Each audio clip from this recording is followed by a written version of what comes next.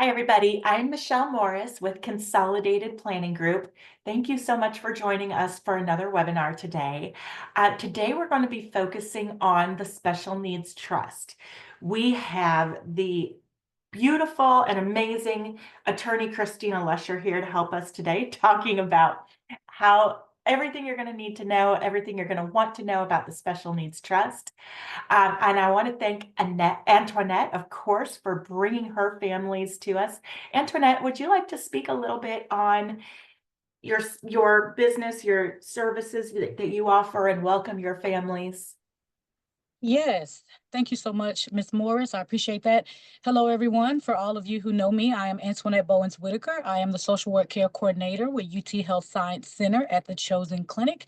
We are a primary care or primary medical home for children and young adults ages 0 to 25 with multiple chronic conditions. We provide a very comprehensive patient-centered care there, and we provide case management and family support services. And we thank you so much for coming. Yeah, she was just telling me about how she spends so much time with her families and just loves them so much. And Antoinette, thank you so much for all that you do. I can tell that it's truly in your heart to focus on social work and helping these families, and I'm sure that they really appreciate everything you do. So shout out for Antoinette. So Thank you. today's Thank you. Oh, you are so welcome. I don't know if this is your first webinar that you're seeing with us or your 30th, but I'm going to go through the same thing I always say here at the beginning and let you know that this webinar is recorded. We record all of our webinars and we put them on our YouTube channel. So if you need to step away or if something happens, you will definitely have a recording of this available to you. We will also email you a link to that recording later on today, and we will email the slides for you. The other thing I want to let you know is that we're in webinar mode. So you guys can see us and hear us, but we cannot see or hear you. And that, it's good in some ways and bad in others because we loved your comments and questions. So please feel free to put any questions or comments or anything like that in the chat box. That's going to be the easiest way for me to be able to present the information and keep an eye on the questions and let Christina know what questions are out there. So a little bit about Consolidated Planning Group first, why you should even be listening to us, why we're doing this. We are a holistic financial planning firm that specializes in helping families with some kind of intellectual or developmental disability within the family, an individual with an intellectual or developmental disability. We've been doing this for 30 years. We've been in business. And the reason we really focus our business and almost all of our clients have a loved one with a disability. The reason is because the owner of our company has two kids with disabilities. And when she saw how nuanced and how tricky and how confusing all of this stuff was, Ellison decided that, we're going to do these webinars and we're going to help people because this is really hard stuff and it's hard to understand what to do. And there's so much information out there. People are trying to help, but they don't always know the correct information. So we do everything that we can to make sure that the information we provide is correct and up to date and helpful for you. We are members of the Special Needs Planning Academy. We are also nationally certified Social Security advisors, and I'm a chartered special needs consultant through the American College of Financial Services. So we take this very, very seriously. And we help families not just in Texas, but all across the United States. We Families come to us for things like protection plans, lifetime care planning, transition planning, ABLE accounts, and understanding, how much money are you going to need to take care of your loved one for the rest of their life, not just the rest of your life. And of course, we are here to advocate for you and to educate you. Out of the entire United States, according to the Bureau of Labor Statistics, there are over 263,000 financial advisors. But out of that 263,000 financial advisors, fewer than 200 focus on special needs planning like we do. That's less than 0.1%. So you are truly in the right place when you're with Consolidated Planning Group looking for advice. A couple of bits of wisdom from us before I let Christina take over. I know it keeps you awake at night thinking about who's going to take care of your child when you can't do it anymore. And we want you to know that there is no too early to start planning. That doesn't exist. As soon as you know that there's something going on, something different, you should start planning. And even before then, because as soon as you have a baby, you should be starting to plan for its future. When you start earlier, you're going to have a longer runway and more time to gather speed and make small incremental changes rather than waiting and then all of a sudden, oh, your child is going to turn 18 next month and you need to do this, this, this, and this, and you didn't know about it, and now it's stressful. So let's reduce the stress. Let's take our time. Let's learn about these things earlier. And when you're ready to plan, you come to us and we will help you. We'll help you develop a future care plan and help you think about all of these questions. We want you to consider what's going to happen after high school. There are great residential options, vocational options, and educational options, as well as different transition programs, summer camps, day programs, all of that. And we want you to tour those programs early so you can get a feel for what they're offering and make sure it's a good fit for your family. The last thing that we always want to tell people is just be really careful if you're thinking that a sibling is going to step into the caregiving role in the future for your loved one. It can create tension on both sides of that relationship, and it might seem really easy when you're thinking about planning for the future. Oh, older sister Sarah, she's just going to take care of little brother Jacob. Maybe Jacob has some needs and Sarah is neurotypical. Well, who knows what's going to happen in the future? Right now, Sarah might be like, yeah, I got it. I love you. I love my brother. I want to help. Um, but in the future, Sarah's going to have her own job, her own family, maybe her own children, her own life, whatever her life looks like. And taking care of her little brother might become a little bit burdensome, or it might feel like she's obligated to do it. And on the other side, little Jacob, he's had this partner in crime, this best friend, his sister Sarah, all of this time. And now all of a sudden, Sarah wants to kind of step into the role of caregiver, but that might come across as like she's trying to be mom or trying to be in charge. And he doesn't like that. He might feel some resentment that way too. So just be really, really careful with that situation. I do see a question in the chat box. Can you set my child up as a beneficiary of my pension plan and have those payments directed into a special needs trust? We're definitely going to get into that discussion and get into all of the questions that were sent in before the webinar. So sit tight, and Christina is going to be up next, and she's going to help us with all that information. I also want to let you know that we offer a free consultation. So if you're a little shy and you don't want to put your question in public, or if we don't get to it, no worries. Just schedule a free consultation with me. And you can have a chat with me or one of the other financial advisors on my team, and we can answer those questions. All right. So Christina, thank you so much for being here with us. And I'm going to let you take over. Okay, but you're doing the slides, right? I've got As usual. We're gonna do all the usual things that we always do. Perfect. All the usual things. Cool. Okay, so a couple of things I just want to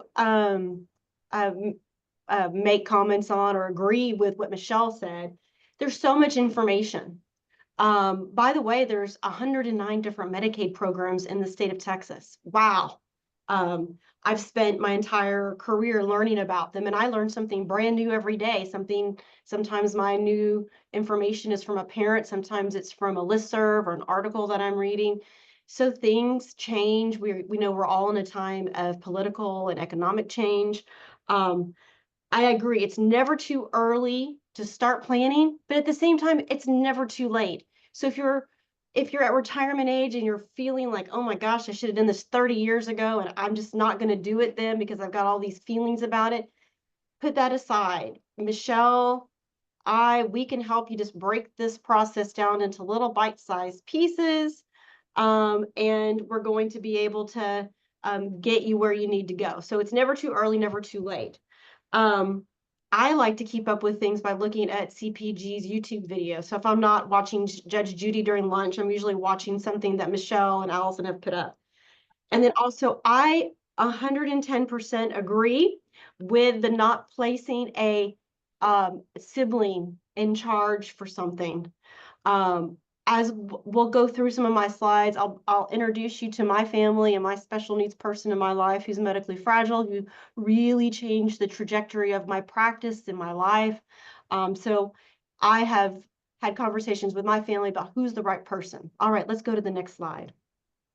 Um, so we're thinking about planning. I like to think about it as a road map, meaning there's certain milestones that we need to hit. We need to plan for not only maybe the incapacity of your child, but for you. And what happens if you get sick as the parent or caregiver? How are we going to leave money to these children? How are we going to pay for things?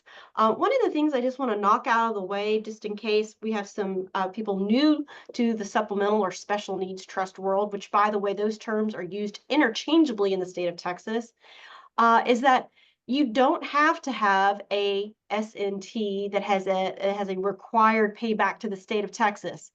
If you're taking notes, this is a good time to write down the words third-party supplemental needs trust.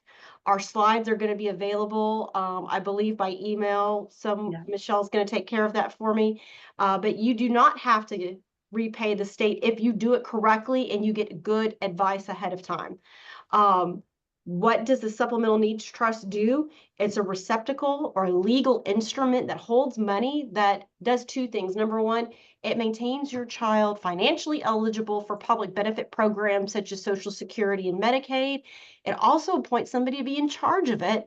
And then you can also say where that asset goes at that child's death. Many Medicaid programs limit the amount of assets to $2,000. And by the way, if you're new to Social Security or SSI and Medicaid, it is a formulary program, meaning it's like a recipe, meaning we have to meet the financial requirements and the medical requirements before we have benefits. The financial requirements are going to say there's going to be accountable asset and exempt assets. Okay, Michelle, I'm sorry. And they also have to be qualified, deemed as disabled under the eyes of Social Security. And the other thing with the Medicaid programs, there's different disability, not Medicaid, not Social Security, but for Medicaid, there are different medical requirements for different Medicaid programs. So this is why it's so hard for families to figure out, what am I doing? You don't have to do it all today. No. This is just your 101 into doing some planning. Okay, next slide, please. So I am a big proponent of avoiding guardianship, especially for the parents or the guardians. Even if you're married, you still need to have a financial power of attorney. I want you to think of this first part of this slide as, when you're on an airplane and they tell you if there's an emergency, you put the oxygen on yourself first. This is really taking care of the parent or guardian or caregiver for this disabled person. We want to make sure that you have a financial power of attorney, not necessarily your kid at this point or the person you're caring for. We want to make sure you have somebody that's appointed for medical power of attorney to make medical decisions, a HIPAA release to have access to your medical information, a directive to physician for you. So if you're in a terminal or an irreversible condition, then you have instructed what you want to happen for you. Now, you can also avoid guardianship for a child with a disability with these documents, the guardianship question comes up a lot, doesn't it, Michelle? It does. It does. And so many people don't understand that, you're taking rights away from your child. You can't vote, can't drive a car, can't get married, can't buy a house. Whereas with lesser alternatives, you're not taking away your child's rights, but you're giving them the power to choose and the power to help them make their choices. And the decision on what to get guardianship over your child when they turn 18 is going to be specific to your family situation, as is all the information we're talking about today. I feel like it's so easy for us to like look at our neighbor and go, well, my neighbor has this, my neighbor has that. And then you feel pressured to go out and do all this stuff. Before Or you do somebody that, told me I have to have this, but yes, that somebody doesn't know your family and your situation and all the rules and regulations. right. Or the I'm glad you information. ladies mentioned that because we Yeah. do hear that a lot, and parents will say, "Oh, well, I was told that I only needed this or didn't have to do that." So I think it's really good for parents to know, don't compare and contrast. Look at your own family situation and make decisions based on that. Mhm. Right. And always check and verify information. When the internet came out in the late 1990s, we were like, oh no. And then Chat GPT showed up. It's like, you know, we still need people, and we still need people who are in these professions that work with different scenarios every day. So sometimes we use something that's called a supportive decision making agreement in order to avoid guardianship. By the way, a guardianship is a legal process which can be time consuming. um, if you do a look at a guardianship, the courts are going to want to see, have you looked at any other alternative that is least restrictive, that doesn't take away their rights? So you can't just go and get guardianship. And it's Devin expensive. Hamill, and I'm sorry if I'm mispronouncing your name, says that they do make you do a course. You also have to have a background check. Please know what you're getting into before you get into it. Additionally, once you start a guardianship, it is very hard to unwind a guardianship or to restore. This is my 22nd year practicing law. I've only restored 2 people during my practice. Um, Claudia says, as for guardianship, what do you suggest when your child is mentally disabled and nonverbal?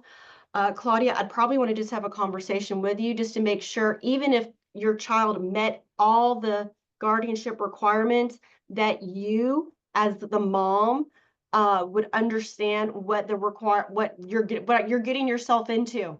Because if you haven't been in a lawsuit before, you may not it may be upsetting to you to know that your child has to be served by a constable, that you're going to have a court investigator come out to the house. You may think, well, maybe under the health and safety code, I can make emergency decisions for my child. I don't need to go to the guardianship route.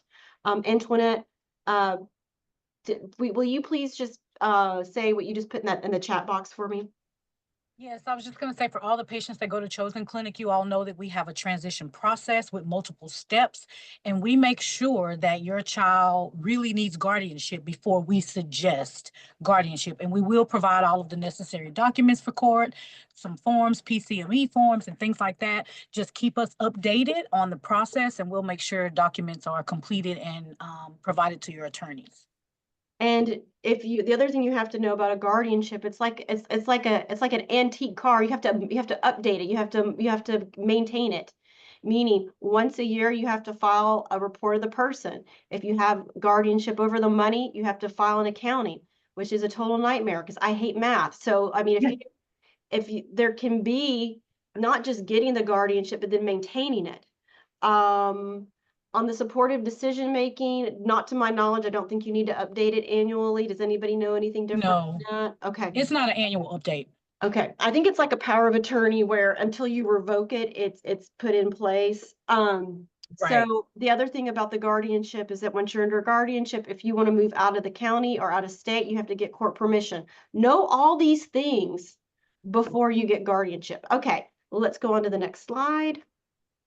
Oh yeah, see, this would have been good for me to do. Okay, so guardianship, it said a lot of good things. A guardianship, it can be done anytime after age 18.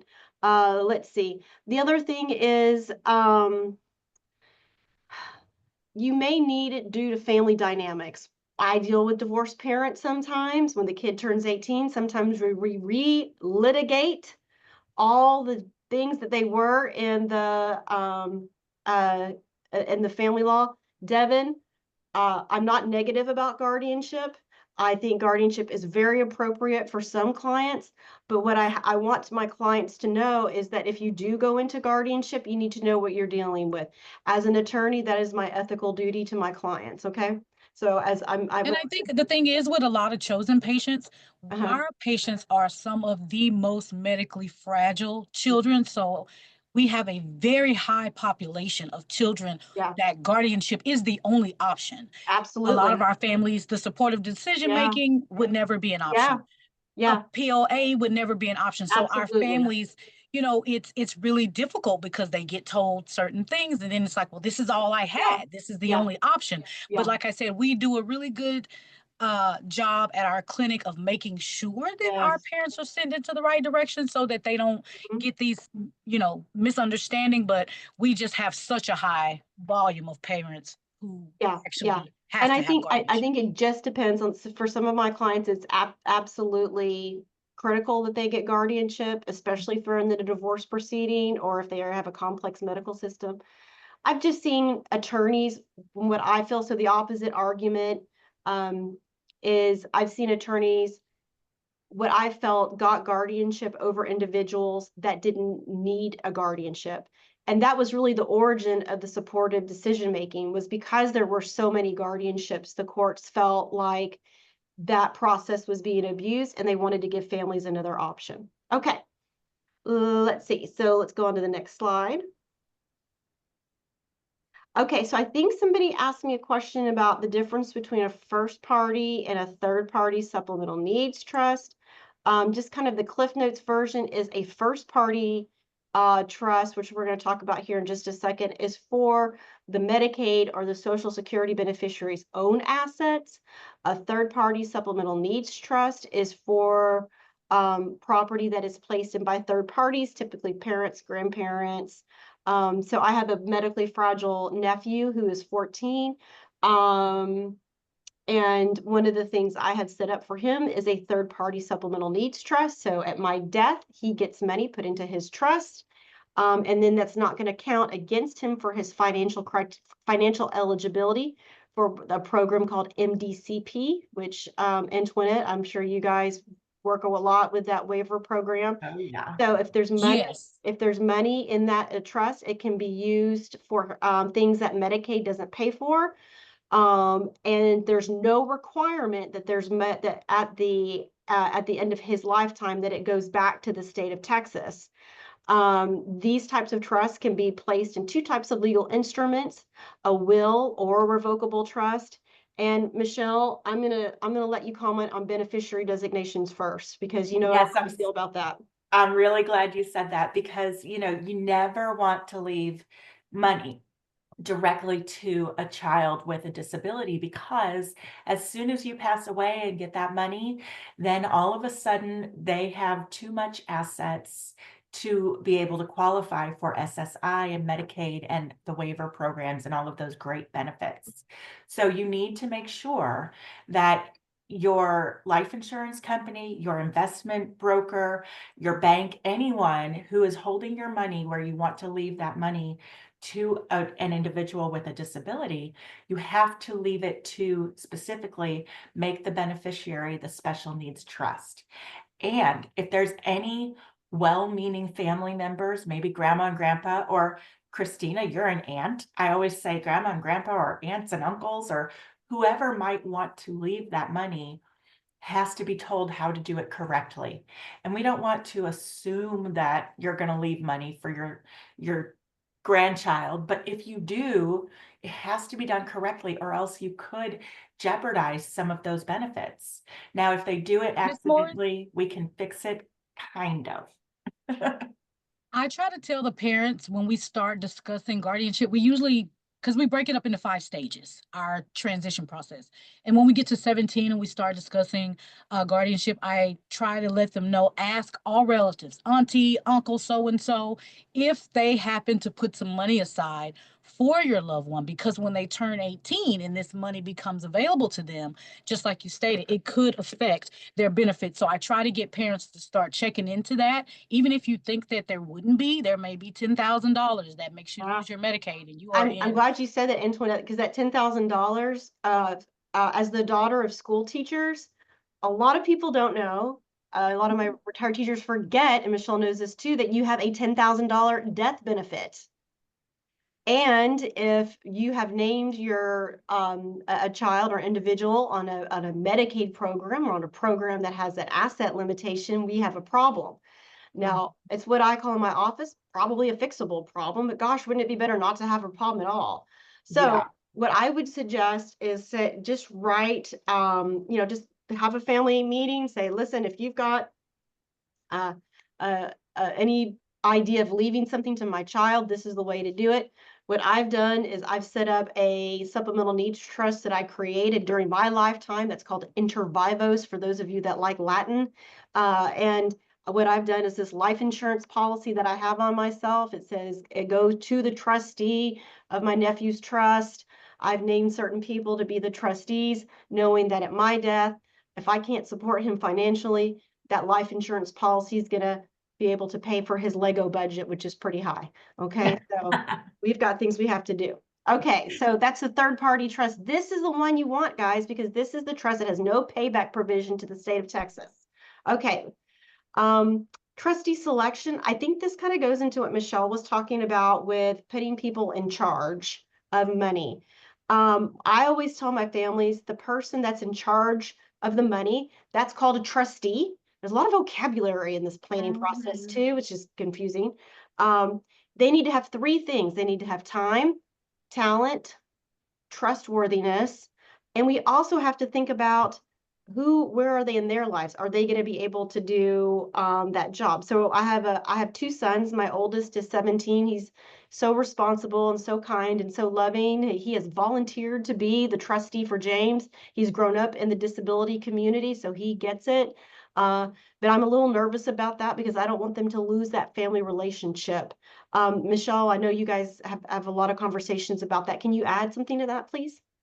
Yeah. It's way better, I think, to have a loved one be a trustee or something like that, because then they're still involved and they're, having a sibling as a trustee is okay. But it's when it comes to the caregiver that makes me really more nervous, because that's a day to day, every day taking care of your sibling kind of thing.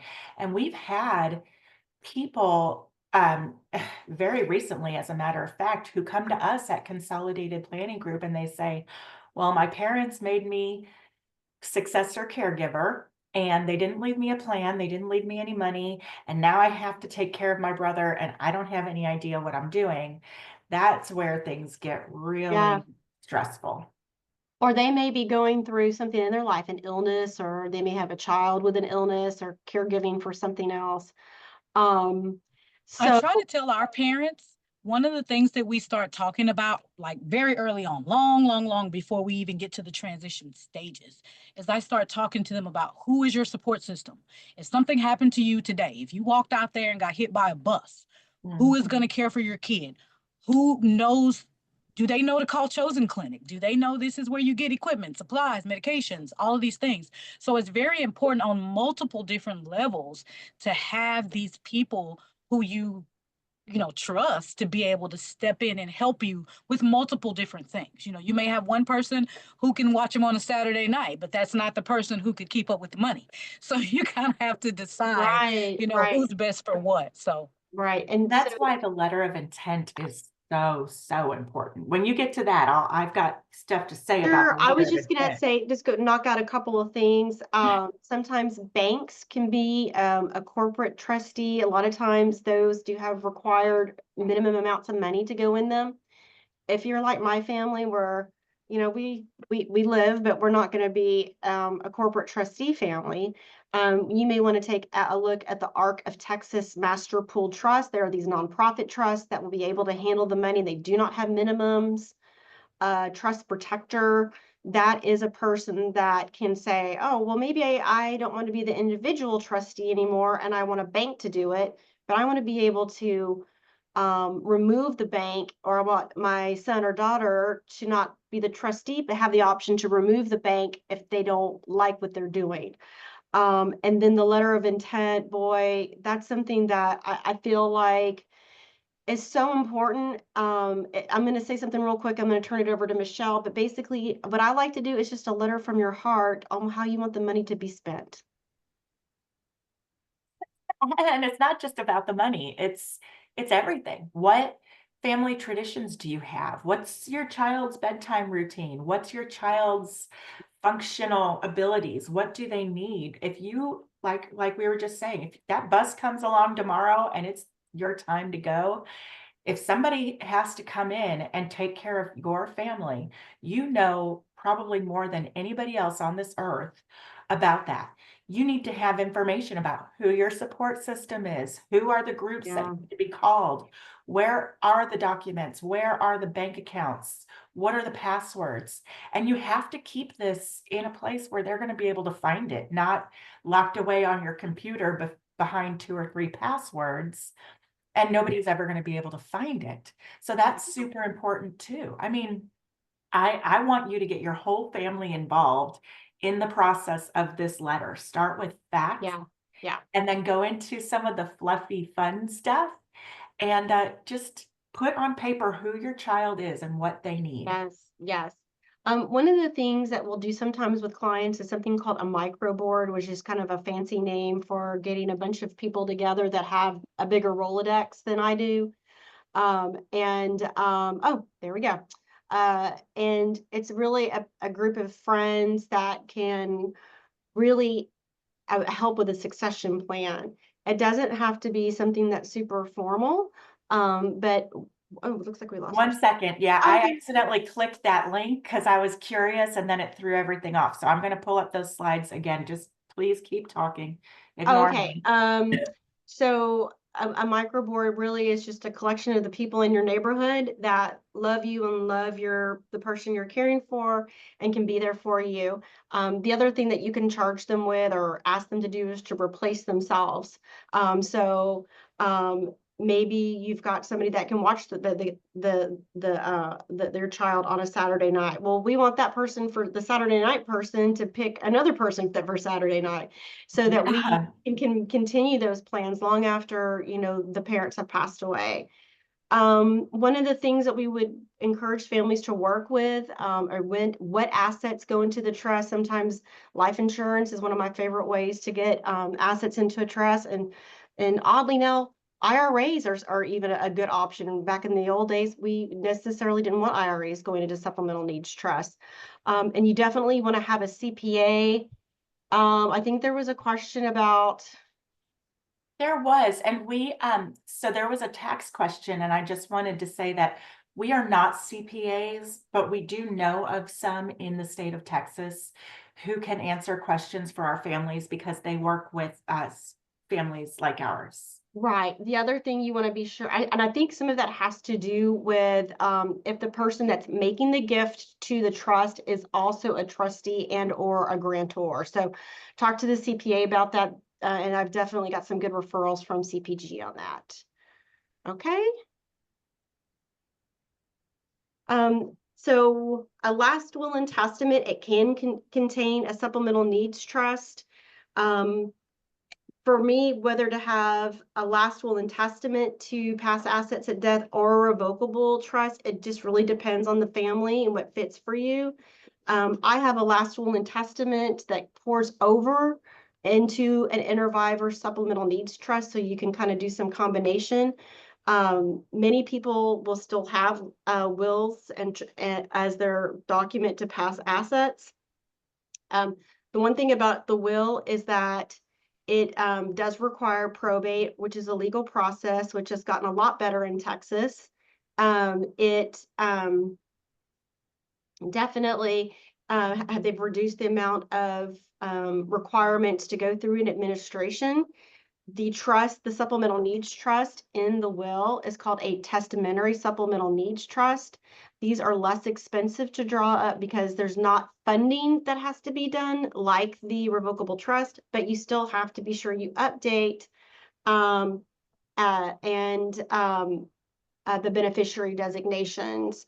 So you definitely can use a last will and testament. One of the things I just want families to know is, say you have a family member that left your child as a beneficiary in a will, and this person died in Texas. We now have something that's called will reformation, where we can go back and add in a third-party supplemental needs trust, so that that individual who's on Medicaid or would be on Medicaid or any type of public benefit does not have to have their assets either placed in a first party trust that has the payback provision or lose eligibility. So it's called will reformation. So it's kind of a neat thing that we've done. Okay, revocable living trust. It does the same thing as a will. It distributes your assets at your death. It has the added benefit to any assets in the trust being controlled by the trustee in case the parents become incapacitated. It does allow for more expedient access to trust assets. Again, always be sure to update and review your beneficiary designations. I know you guys are probably sick of hearing me say that, but it's so important. Also, if you have a loved one in a nursing home and they're on Medicaid, you can use a revocable trust with something that's called a ladybird deed to protect the house from Medicaid coming to get that house or that asset at the time of death. Okay. So one of the things people ask me a lot is, well, what about just giving assets to a loved one outright if they get something, say, from an aunt or an uncle, and it's not in a will? Why not just give it away? Well, we have something that's called a look back period, meaning for SSI, we have a 3-year look back period, and you're supposed to disclose any assets that are given away or transferred. It's 5 years for long-term care Medicaid or waiver programs. So you have to disclose anything that your child has given away or transferred. Really, one of my pet peeves is to have a child or an individual with a disability be disinherited from an estate plan. It really is, I mean, it's a personal issue for me because I feel like it's incredibly disrespectful and not necessary. And we have other issues such as what happens if assets are given to a sister and they file for divorce, or they have bankruptcy, or there's mismanagement.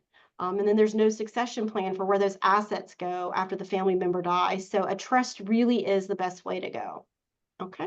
Absolutely. Christina, do you want to look at the chat box and tackle those 2 questions?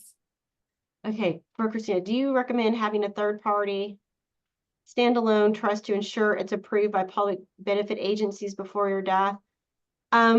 I personally like a standalone third party trust, Beth. Those are also called inter vivos trusts. I'll go ahead and throw that term in there for those of y'all that like Latin. We like that better too. I think it's just easier. Sometimes families will say, well, I want to minimally fund this trust so that I could send it into the SSI trust review team for their approval. Beth, is that what you're thinking about? If you could let me know. But what the Social Security regional review team in the Dallas area has updated us on is we can approve it now. That doesn't mean that it will always be approved. However, now, okay, yeah. So Beth, basically they will say, yeah, we will agree to approve it, but we can always agree to disapprove it. Yeah, for Medicaid approval, same thing, especially for SSI, because remember, Medicaid and SSI, community Medicaid and SSI are connected. Yeah, Medicaid will always reserve the right to review and approve or disapprove your okay, so if he's on RSDI and not on SSI, that trust still has to be run through Medicaid for their approval. I personally have not had a trust once it has gone through Medicaid, them required to go through again. But And the good thing about having it as a standalone trust is that if grandma and grandpa or someone else, a friend, another family member wants to leave money, it's ready to go and it's there and yeah, you can do that much yeah, easier. yeah. The other question, Christina, is that can you draft the third party special needs trust as revocable until the grantor dies? Yes, you can. Okay. So let me just say that again. So you can have a standalone trust or revocable trust or a supplemental needs trust that is not irrevocable until the grantor dies. First party trusts have to be irrevocable at signing. I Beth? just like to make a quick comment about this um, slide that's up there because I have more families than I can count to come to me and request for, oh, my daughter-in-law, she helps me out, and this is a very, very important note to make. We know that, we have in-laws that come in, we love our kids' siblings, but this just goes back to making sure for your family that the individual that you are, putting at the front lines to be able to take care of your child or young adult with special needs, that it is someone that not only is willing to do the job, but can do the job. And they're doing it because they care about the well-being of your child. It gets really convoluted when we have people to come in, especially in a blended family. I can't stress that enough because I have seen it go south and it's really hard to undo, as they stated. So just be really, really mindful of who you pick, even as a backup. So Yeah, thank you for that. I have this slide about second marriage issues because, as I think most families know, the divorce rate for married couples with a child with a disability. I don't know what the statistics are recently, but I do know I deal with a lot of families that do have a divorce situation or they may have a remarriage. Um, think about carefully when the biological parent of that disabled child dies, making sure there's money set aside for them, not necessarily depending on the surviving spouse to have a plan for that child. Um, and then also distributing personal items. They're not countable assets for Medicaid, but I do see children with disabilities left out of that. Maybe they want something that was their grandmother's, maybe they want something that was in their family. So, okay, next slide. Um, managing expectations, dividing the estate. One of the things that we struggle with at our office is you may have 3 kids, 1 child with a disability, other 2 kids. What is fair? It can bring up issues and questions that have been simmering for maybe decades. I like to think about all kids getting something at the death of the parent, even if the majority of the assets are for in the supplemental needs trust or for the child with a disability. Managing expectations on the transfer of wealth. I have one client that says, listen, we've put, your siblings through college. Uh, that was their bequest. Now we're going to leave everything else or the majority of the assets to your sister with a disability. Also knowing that maybe that child with a disability received a lot of attention and care because they needed it. And the siblings feel maybe left out a little bit. So I think disclosing some of those plans that you make ahead of time can be very helpful. Yeah, it's good to have those hard conversations. Oh man, it's so hard. I I have had these conversations with my 2 boys because I've told them you are going to split my estate with your cousin, and he is going to be treated equally in a 1/3, 1/3, 1/3. You will have opportunities to do things that he's not going to have. And this is just what we do as a family. This is just our family value and our family culture. Okay, Beth had another question. Can you Right, Randy says it's not treating people the same, it's about treating people fairly. I think it's just about taking care of each other. Yeah, just taking care of the family, who needs what when. Okay, there's a question about a trustee. Any reasonable, responsive corporate trustee other than the ARC? Yeah, they don't take IRAs, no cash. That is a struggle. I have one or two places, and I'm assuming, Beth, did you need something that had like a more modest entry level? If that's the case, I do have a couple of people that I have been making contacts with. Oh, so if it's not a corporate fiduciary situation where we have a limit, what I'll do is I will send a list of the people I work with to Michelle, and I'll let her send those out to you guys. Thank you. Yeah, Okay. you know that not Regions, Cadence Bank, State Bank of Texas. There are Yeah. also companies that are just trust companies that will, Mhm. there's a lot out there. Yeah. Yeah.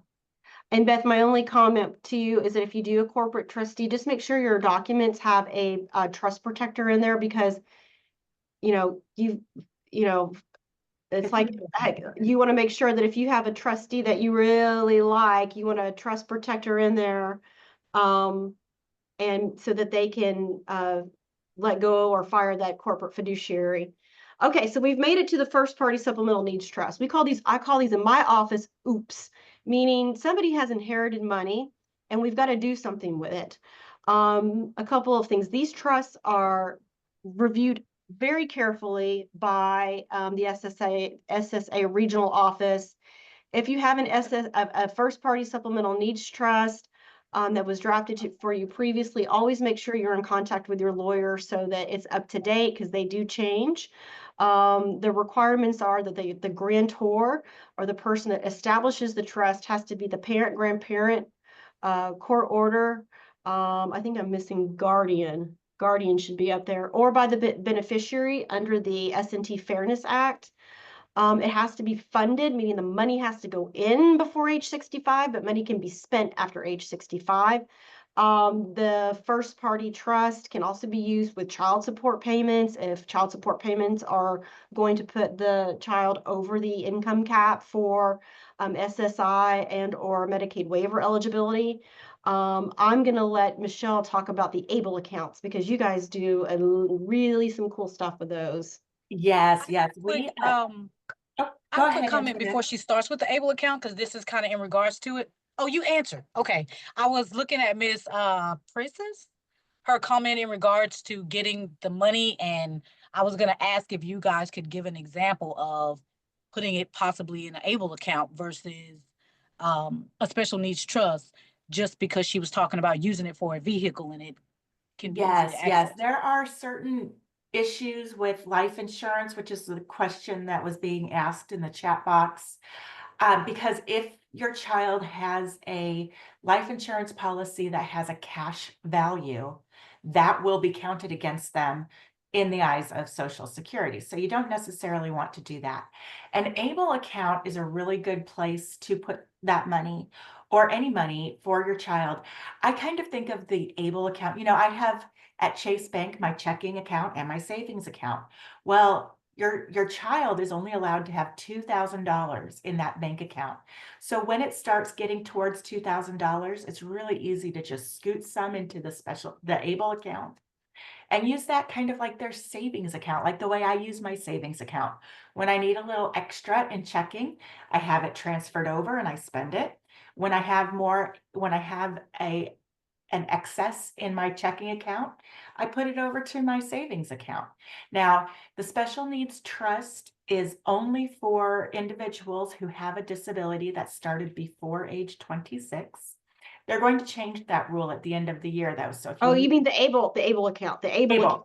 I'm sorry, did I say the other thing? Yeah, but you can do a first party trust Yes, sorry about you're that. under 65. Yeah. Sorry about that. ABLE. ABLE account has a limit on how much you can put in each year.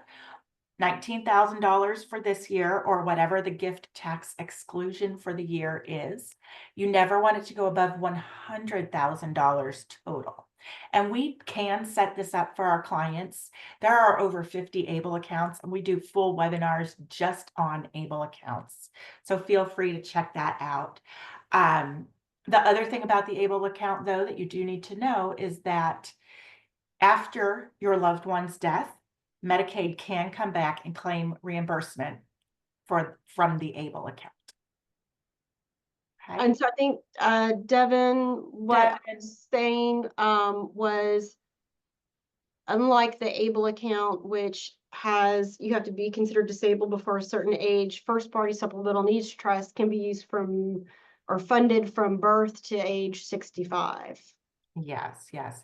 And so the main difference is I always think of it this way. With the ABLE account, there's no limit on what you can use it for. As long as it's for your child achieving a better life experience, you can use the ABLE account. But there are limits on how much you can put in.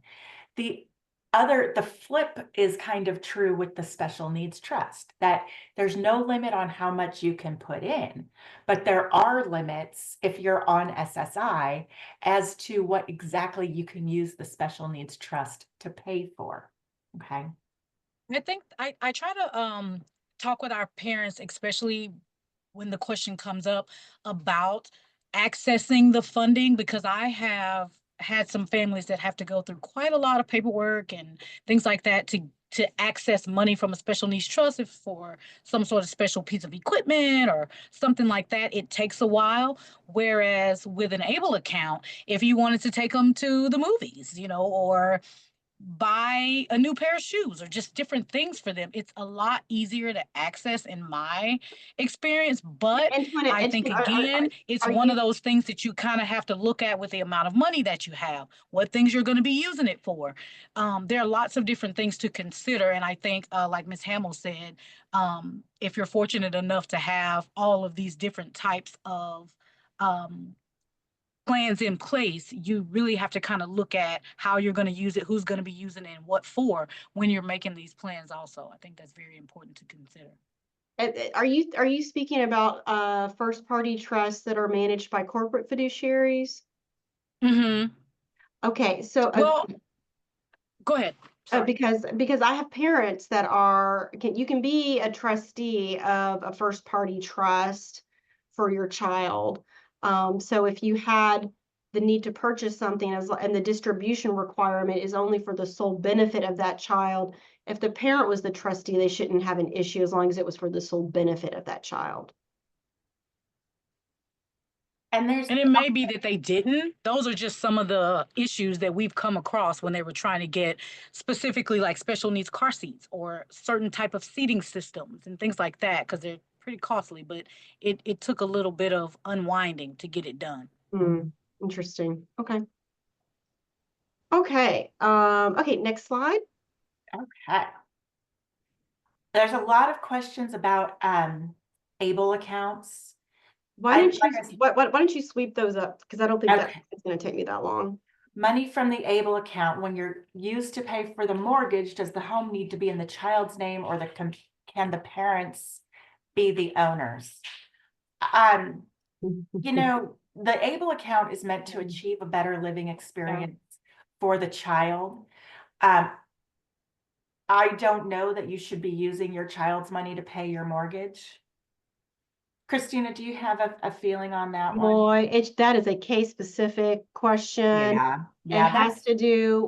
It has to do with, I don't know if a home would, if you would make distributions from an ABLE account to pay for a mortgage, because remember, for a minor child, you have a duty of support.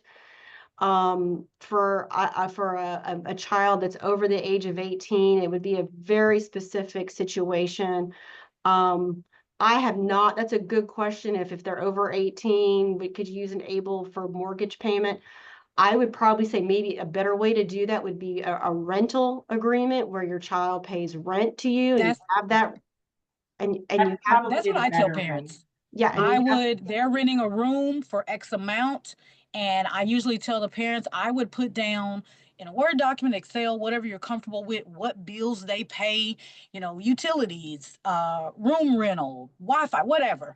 And I would print out 12 copies, January through December, and have those as your receipts so that if you're transferring money to pay bills or different things like that, that you have that receipt, so to speak. And it also would help for parents who receive benefits if the individual is paying for a room, if it goes directly to, the whoever you're leasing from or whatever, versus a payment coming to you, because now it's your income. So again, though, for all of the individuals on the call who are with Chosen Clinic, those are some of the things that I like to talk about individually with families, because depending on your family dynamics and what funding is coming into the home, it could be widely different from family to family.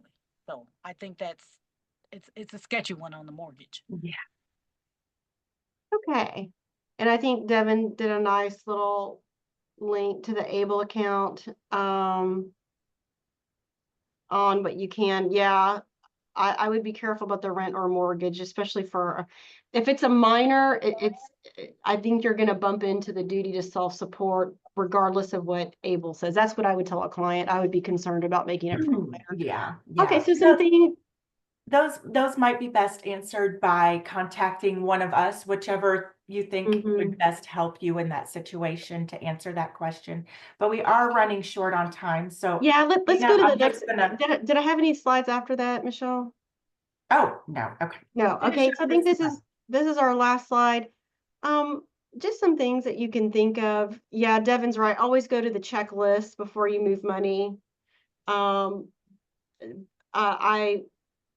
I want to encourage people to do that. And remember, anything from a first party trust, which does have a payback provision. There was one question in there about what is the payback provision. It's not for Social Security. It's only for Medicaid. And if your child has Medicaid and has received Medicaid in multiple states, then it would be what we call pro rata. These are just some things that we would encourage families to look at for making distributions from the trust. For remember, if it's from an ABLE account, and I think Devin Hamill put this up as a good point, make sure you know what the rules are when you're making distributions. And if from a first party trust, it has to be for that sole benefit. So if you're making distributions for rent from a first party trust, or excuse me, for a mortgage payment, that may or may not be for the sole benefit of that child. And then you're in violation of Medicaid and Social Security rules. So, okay.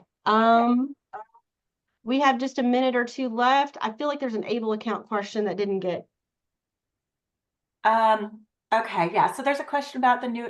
I'm gonna just put Christina, your contact info is in the chat box. If anyone wants to go ahead and schedule their free Zoom consult with me and Consolidated Planning Group, I'm going to leave this here.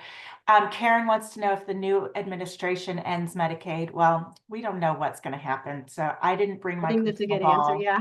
I don't think anybody knows what's going to No. happen with that right now, which can be kind of scary. But It is very Miss scary. Lesher, I would are just you say for available? parents that are concerned about Medicaid, SSI, any of the benefits, make sure that your address is current. If you get any mail from HHSC, Social Security Administration, open it, read it, respond immediately.